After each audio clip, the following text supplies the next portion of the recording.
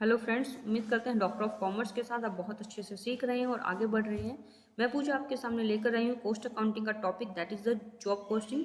ये topic only cost accounting students के लिए यूज़फुल नहीं है, बल्कि रूटीन लाइफ में भी काफ़ी यूज़फुल रहता है। जनरली जो ज़्यादातर लोग काम करते हैं, लाइक बुटीक का काम करते हैं, डेकोरेटिव आइटम्स का काम करते हैं, पैकिंग मटेरियल का काम करते हैं, तो उनके सामने एक बड़ा क्वेश्चन होता है कि वो कैसे कॉस्ट कैलकुलेट करें, कि किस कस्टमर से उन्हें क्या रेट चार्ज करने हैं, कैसे कैलकुलेट करेंगे। तो job costing is useful technique in that.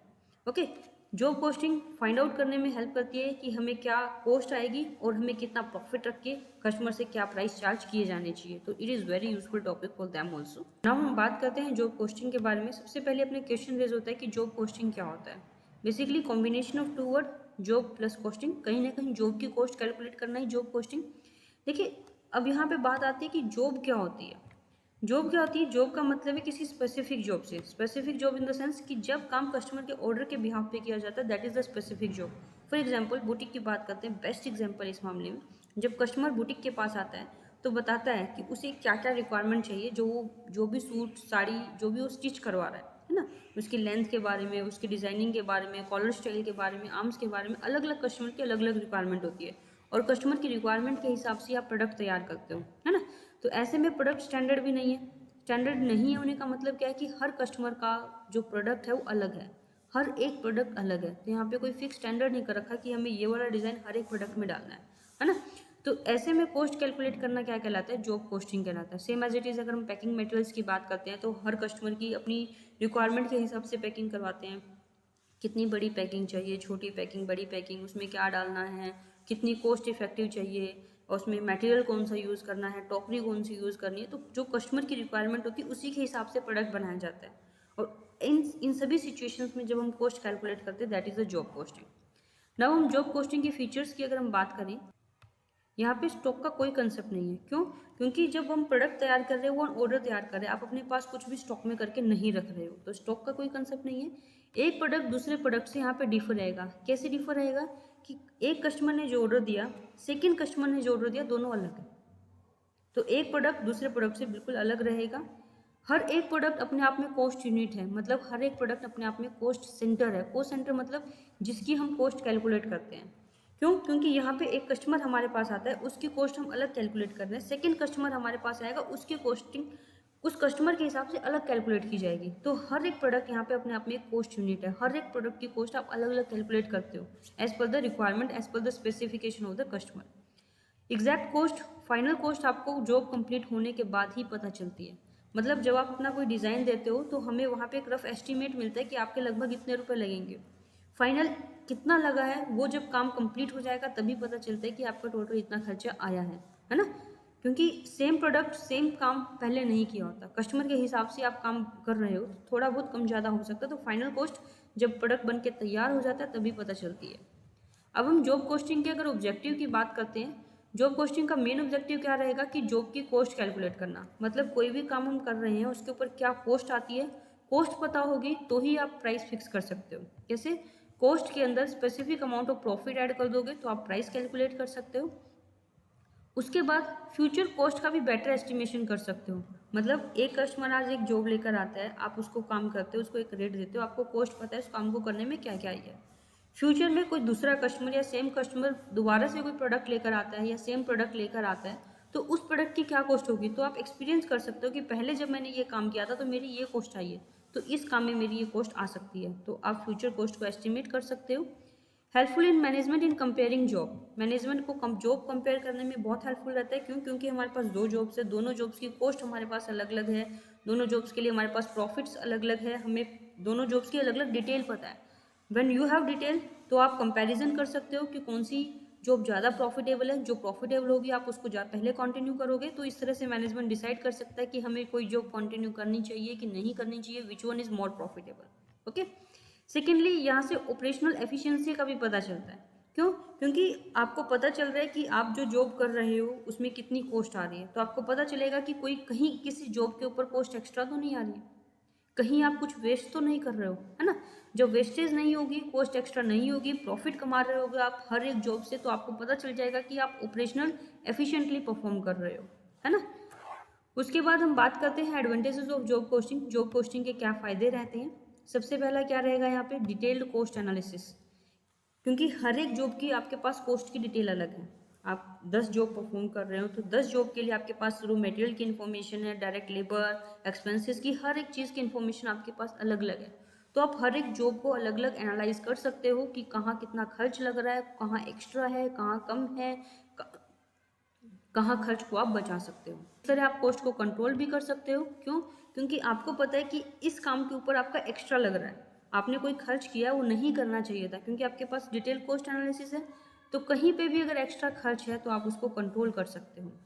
उसके बाद प्रॉफिटेबिलिटी को भी कंपेयर कर सकते हो डेफिनेटली, क्योंकि आपके पास दो जॉब है, दोनों की कॉस्ट डिटेल आपके पास अलग अलग है, दोनों का सप्लाई प्राइस अलग अलग है। तो यू कैन कंपेयर कि कौन सी जॉब ज़्यादा प्रॉफिटेबल है, किस जॉब से ज़्यादा प्रॉफिट्स हो रहे हैं।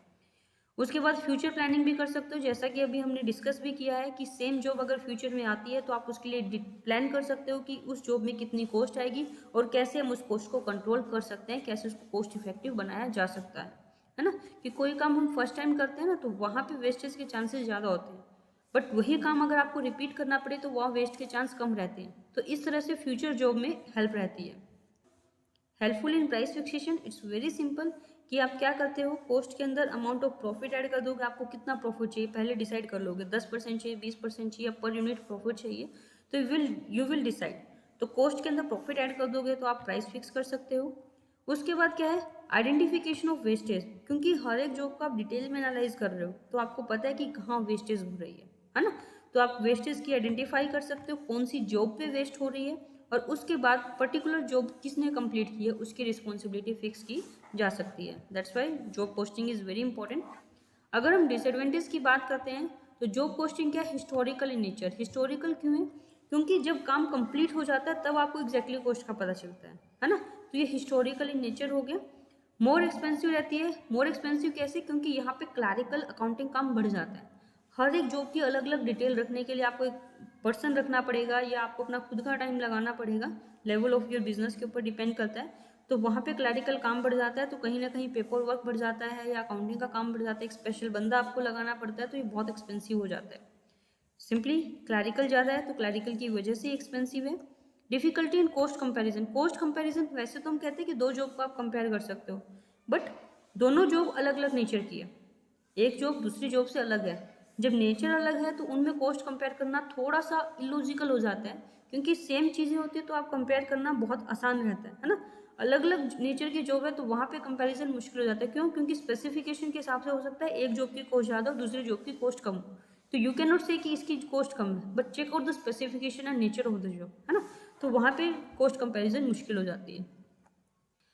अब तीन इंपॉर्टेंट कंसेप्ट है जो रिलेटेड है, इनमें हमें डिफरेंस का पता होना चाहिए। एक है आपका कॉन्ट्रैक्ट कॉस्टिंग, एक है जॉब कॉस्टिंग और एक है आपका बैच कॉस्टिंग।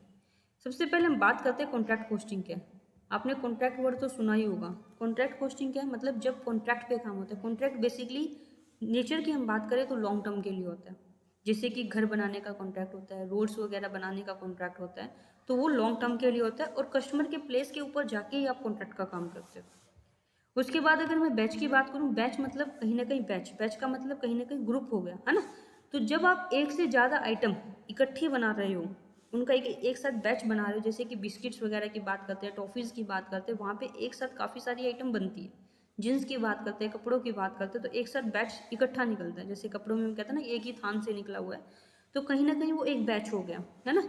तो वो उनकी कॉस्ट कैलकुलेट करना वो बैच कॉस्टिंग होगा। मतलब अगर आप एक साथ 10 प्रोडक्ट बना रहे हो तो 10 प्रोडक्ट की इकट्ठी कॉस्ट जब कैलकुलेट करोगे तो that will be the batch costing.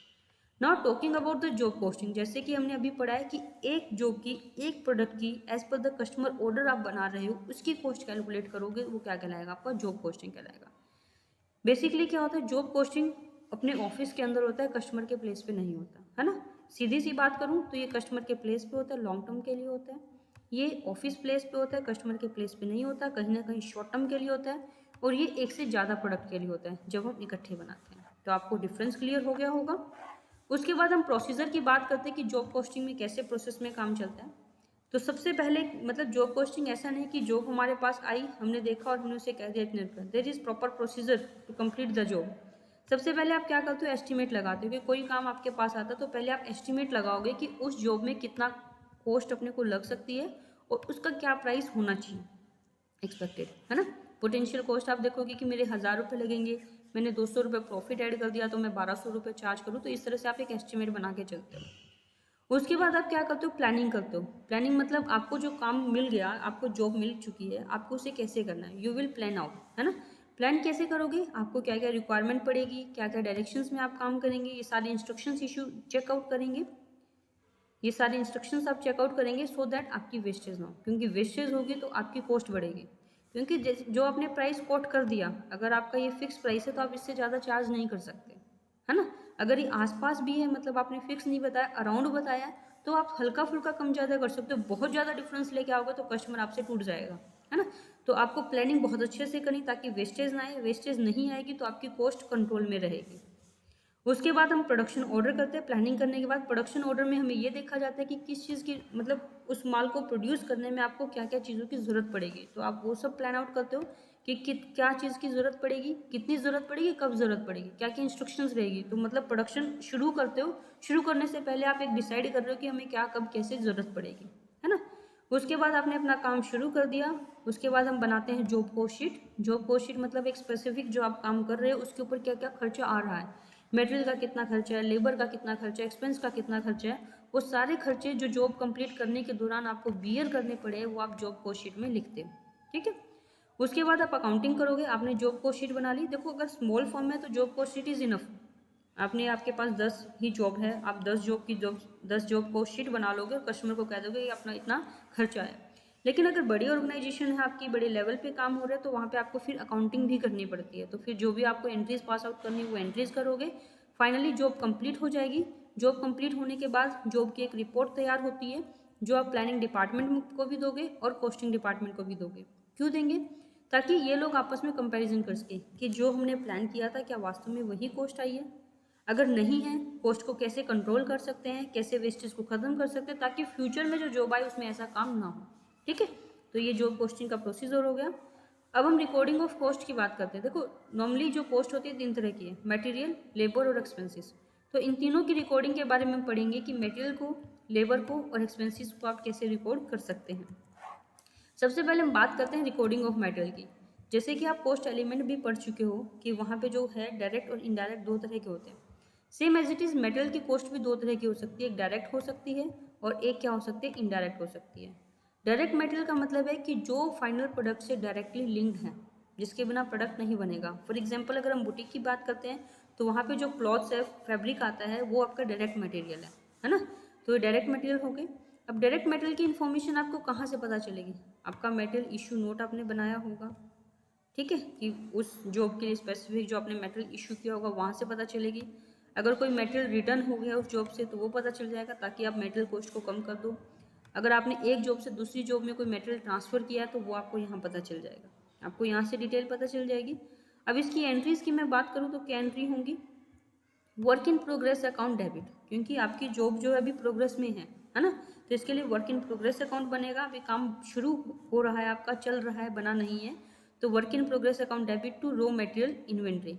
अब रॉ मटेरियल इन्वेंट्री को हमने क्रेडिट क्यों किया, बिकॉज जब तक फैब्रिक आपके पास था वो आपकी असेट थी, आपने उसका डेबिट बैलेंस किया हुआ था, है ना, उसका डेबिट बैलेंस था। अब वो आप ट्रांसफ़र कर रहे हो, तो आपका फैब्रिक खत्म, आपकी एसेट खत्म।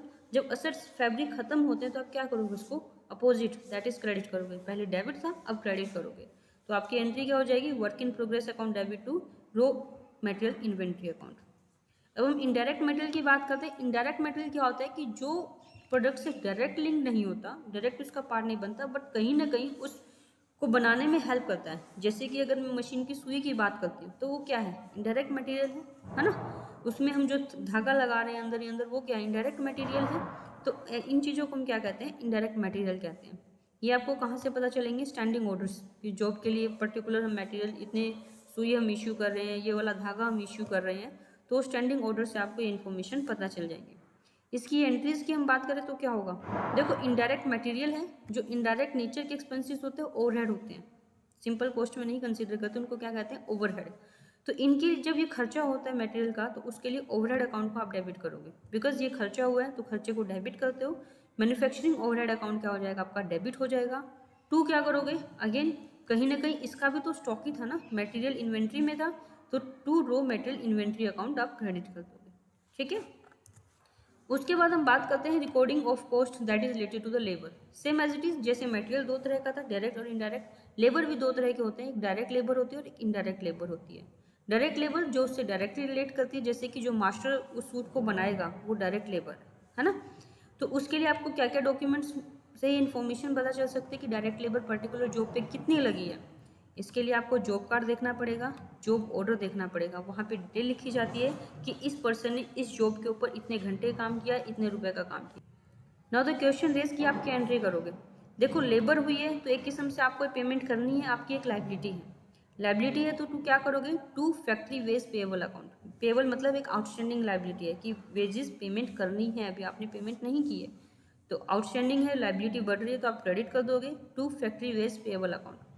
दूसरा, ये सारे एक्सपेंसेस कहाँ जा रहे हैं, अपने वर्क इन प्रोग्रेस में। अभी काम अपना कंप्लीट नहीं हुआ तो जितनी भी प्राइम कॉस्ट अपनी है, जितनी भी डायरेक्ट एक्सपेंसेस है, डायरेक्ट लेबर है, डायरेक्ट मटेरियल है, वो सारे कहाँ जाते हैं, वर्क इन प्रोग्रेस में। तो आपकी एंट्री हो जाएगी work in progress account debit to factory wage payable account या फैक्ट्री वेज आउटस्टैंडिंग अकाउंट। ठीक है। अब इनडायरेक्ट लेबर की हम बात करें तो मतलब वो इनडायरेक्टली रिलेटेड है, डायरेक्टली रिलेटेड नहीं है। ये कहाँ से पता चलेगी, स्टैंडिंग ऑर्डर से आपको इसकी इन्फॉर्मेशन पता चल सकती है। ठीक है। इसके लिए क्या एंट्री करोगे, अगेन पेमेंट करनी है, लायबिलिटी बन गई आपकी वेजेस की तो फैक्ट्री वेज पेबल अकाउंट आप क्रेडिट कर दोगे। डेबिट कहाँ करोगे, इनडायरेक्ट आप पता ही था अपने को, जो इनडायरेक्ट एक्सपेंसेस है वो मैन्युफैक्चरिंग ओवरहेड अकाउंट में आप ट्रांसफर करते हो तो मैन्युफैक्चरिंग ओवरहेड अकाउंट को आप डेबिट कर दोगे to factory wage payable account करोगे। ठीक है। अब हम बात करते हैं recording of cost related to expenses के बारे में।